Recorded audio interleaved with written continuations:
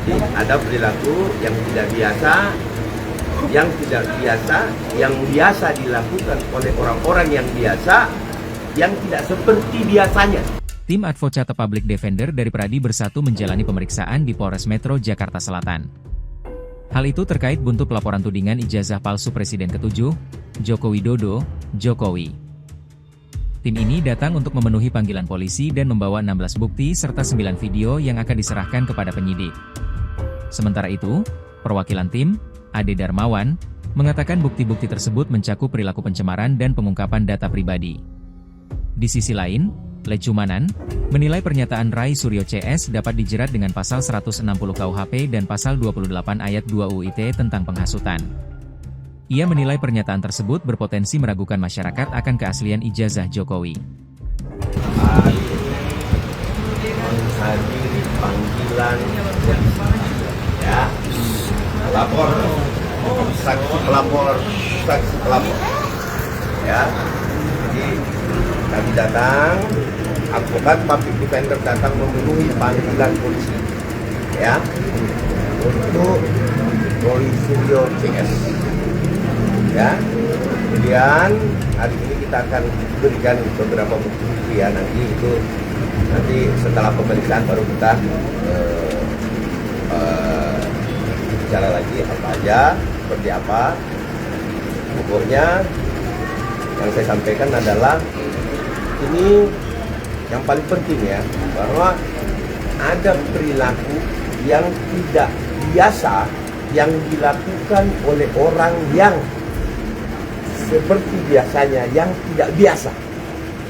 Artinya ini perilaku-perilaku yang tidak biasa nih di masyarakat kita, bahwa pencemaran, hujatan, dan yang paling penting ini ada unsur ya mengungkap data pribadi orang. Ya, nah ini nanti lebih lanjut kami akan menyampaikan kepada penyidik bahwa nah ini perilaku ini apakah diperkenankan oleh aturan dan perundang. Ya. Jadi ada perilaku yang tidak biasa, yang biasa dilakukan oleh orang-orang yang biasa, yang tidak seperti biasanya. Ya, perilaku ini. Sehingga ini perlu betul-betul kita untuk memberikan edukasi pembelajaran terhadap masyarakat Indonesia bahwa demokrasi hukum di Republik ini tidak boleh terdiri dengan hal-hal yang perilaku yang tidak biasa. Oke? Bawa bukti apa aja Pak dalam pemeriksaan Nanti kita lihat apakah ini 5 buktinya, ya. Nah, kita akan sampaikan nanti setelah kami lakukan pada penyidik ya. Silakan Pak Ketum. Oke, jadi public defender ya. sebagai warga negara yang baik, kita datang dipanggil dengan baik, diberikan keterangan. Di semua keterangan kita akan berikan yang terbaik. Kita akan buktikan bahwa apa yang kita beri adalah benar dan tepat. Dan saya yakin bahwa proses hukum tidak akan bermain-main, semua akan berjalan dengan baik. Tolong kawali, kita sama-sama kawali apa yang kita laporkan, semua akan berjalan dengan baik. Kita yakin kami semuanya setting begitu rapi sehingga hari ini hari yang terbaik untuk kita. Terima kasih. Masalah-masalah apa ini? Oke, karena saya yang melaporkan, ya, mewakili organisasi saya, ya. Yang jelas yang advokat public defender, yang jelas yang kami laporkan ini adalah delik umum atau biasanya umumnya disebut delik murni, ya. Yang mana, ya kan, apabila terjadi suatu peristiwa pidana, maka bukan korban dia boleh melaporkan. Contoh pembunuhan, ya. Kalau pembunuhan kan kalau kalian lihat di depan situ ada pembunuhan kan kalian boleh laporkan, betul tidak? Ya, jadi itu deliknya. Jadi jelas ini perlu teman-teman pahami bahwa yang dilaporkan oleh Pak Jokowi di Polda Metro Jaya itu adalah delik aduannya. Yang kami laporkan adalah delik murninya. Ya. Pasal yang kami terapkan di sini adalah pasal 160 penghasutan. Itu jelas ya. Oke, kenapa kami juga ada penghasutan? Karena si RS itu seolah-olah meyakinkan masyarakat bahwa itu adalah produk palsu. Itu intinya. Ya kan? Itu intinya. Ya, yang kemudian kami jongtokan lagi kepada pasal 28 ayat 2 mempublikasi melalui media. Oke, media online, ya, YouTube ataupun yang lain-lain, ya. Kemudian nanti kami lihat dalam pemeriksaan, pastinya kami akan menambahkan pasalnya, ya. Nah, tapi pasal itu kami belum bisa sampaikan sekarang, ya. Kami belum bisa sampaikan karena nanti pada saat pemeriksaan aja. Nah, pada saat pemeriksaan kita akan lihat memang apabila ada terkait terhadap unsur yang nanti kami mau nambahkan pasalnya, maka kami akan tambahkan. Oke? Ada yang mau ditanyakan? Silakan teman-teman.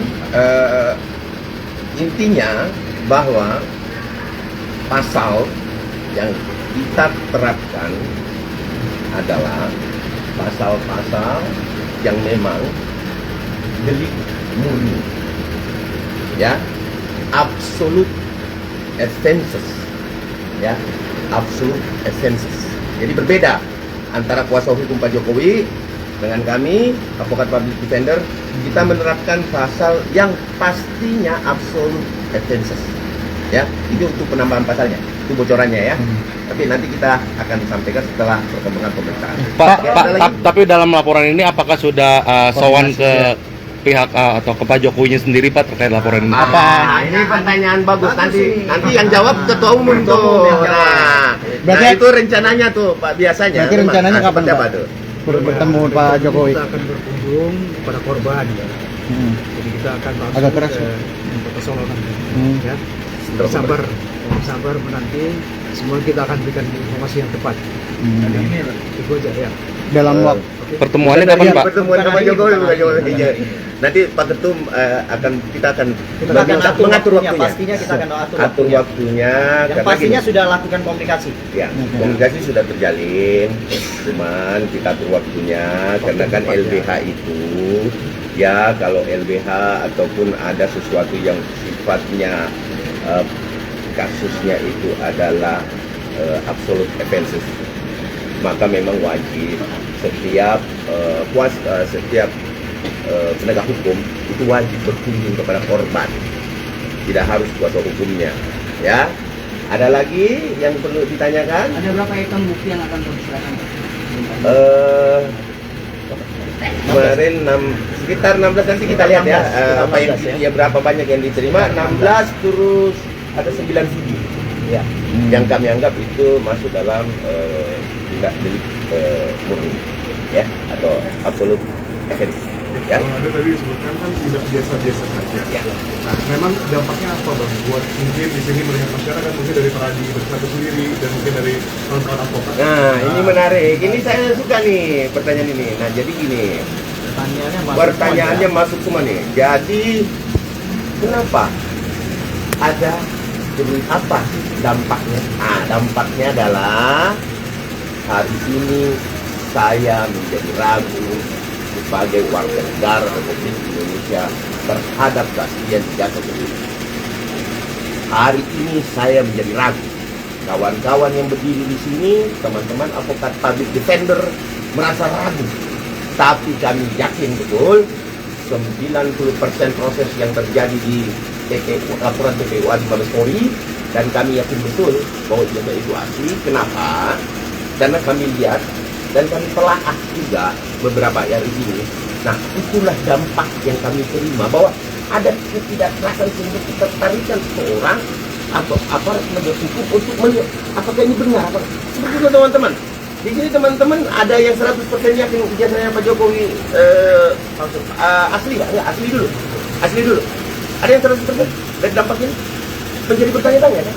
Nah, ini pertanyaan ini adalah pertanyaan ini yang membuatkan ini adalah perilaku yang tidak biasa. Kalau itu asli dan itu sudah dinyatakan oleh lab sampai kemanapun, di laboratorium, uji kertas dan lain sebagainya, serta foto dan lain sebagainya, bahwa itu asli, saya yakin kok pihak pembenci Jokowi atau orang-orang yang memang menaruh kebencian terhadap Bapak Jokowi Widodo, yang memang betul-betul saya anggap perilaku tidak biasa yang biadab, ya, bisa dikutip gitu, bahwa ini perilaku yang biadab, bahwa ketika kemudian Pak Jokowi tidak memiliki kebaikan, ingatlah dia pernah memimpin kita 10 tahun, ya, 10 tahun, dan itu tidak terjadi gejolak apa-apa, dan perkembangan sudah sampai 5% yang saya lihat dari beberapa media juga ada, kan. berkembang, masih ikhlas, tidak mampu menekan dan lain sebagainya, dan membayar utang kita. Ini harusnya kita hargai. Walaupun demikian, Pak Joko Widodo itu mantan presiden, ya, presiden ke-7 loh. Ya.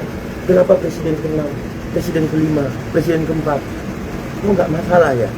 Kok nggak ada perilaku yang tidak biasa terhadap mereka ya? Ada apa ya di Republik ini? Ada yang sedang tidak baik-baik saja, atau ada orang yang memang menanam dendam atau kebencian secara personal sehingga mengembangkan perpecahan di antara masyarakat kita. Udahlah, marilah kita bangun Republik ini bersama-sama dengan baik, santun dan penuh tanggung jawab. Saya rasa pemerintahan Prabowo Gibran, kita lihat ke depannya banyak sekali program-program unggulan yang itulah yang harusnya kita protes ketika kemudian program-program itu betul-betul tidak berjalan sesuai dengan apa yang kita inginkan. Ya, ada lagi? Yang tadi dari tim Jokowi, kalau dari dialog audiensi dengan teman-teman tim hukum dari RS sendiri ada nggak Pak? Berarti kan pasti ada komunikasi dulu dong ya Pak? Belum. Ini kan Itu masih tahap ini awal. tahap awal ya. Tahap awal saya minta Kan kita pelapor, betul. ngapain kita betul-betul datang ke PH daripada RS? korban harusnya. Ya kan, kita Harusnya kan korban. pelapor. Harusnya korban. Ya kan, dan kita sudah menyerahkan kepada negara. Jadi polisi itu mewakili kepentingan kita, kepentingan pelapor. Jadi sebenarnya nggak usah kita, nanti polisi ketika memanggil ya pengacara mereka lah, RS itulah nanti datang ke sini, ya kan, untuk memberikan misalnya surat penundaan atau apapun itu, ya itulah kepentingannya pengacara ya dalam mewakili kliennya gitu. Tapi kami pastikan laporan ini akan lebih cepat dari Polda Metro Jaya, saya pastikan itu. Dan satu lagi ya, saya mau kasih tahu teman-teman, implikasinya ini besar sekali. Besar sekali. Kenapa? Satu, keluarga saya yang tadi mau kuliah di UGM jadi ragu. Jadi nggak usah lah, nanti palsu pula ijazahnya. Yang terus yang kedua, kalau terus diyakinkan masyarakat, ya, ini perlu dicamkan ini ya, diyakinkan masyarakat bahwa ijazah Pak Jokowi itu palsu oleh RS dan kawan-kawan, besok-besok udah yang lamar jadi presiden SMA pun udah bisa, kan gitu kan? Kalau mereka faktakan terus, seolah-olah ini palsu, masyarakat semua yakin. Kalau gitu nggak usah ada yang kuliah lagi lah. Kalian teman-teman gak usah kuliah, SMA pun bisa jadi presiden besok-besok. Nah, itu implikasinya besar sekali, ya, besar sekali implikasinya. Itu demikian dari saya. Ada lagi tambahan? Kalau Pak Jokowi sendiri berani bawa ijazahnya ke Polri, itu berarti dia yakin 1000%. Tidak mungkin itu palsu barang dibawa ke sini. Kalau barang palsu dibawa, bunuh diri namanya.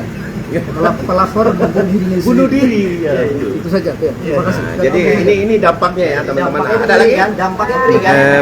Ada lagi? Kami masuk dulu ya. Ada Kami lagi masuk dulu. Download Tribun X sekarang. Menghadirkan lokal menjadi Indonesia.